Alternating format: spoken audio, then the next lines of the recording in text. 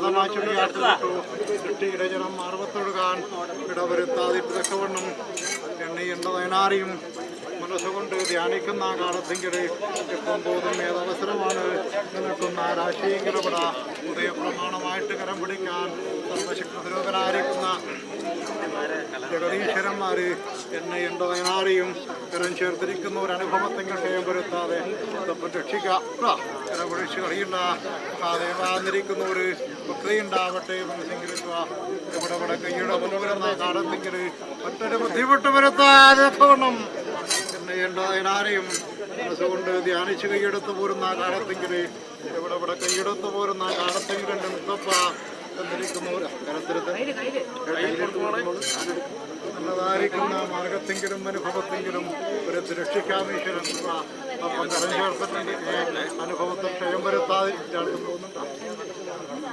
എത്ര വയസ്സായി പ്രയാസങ്ങളൊക്കെ തീർക്കുന്ന വിളിച്ച് കഴിയുന്ന പ്രാർത്ഥിത്തോളം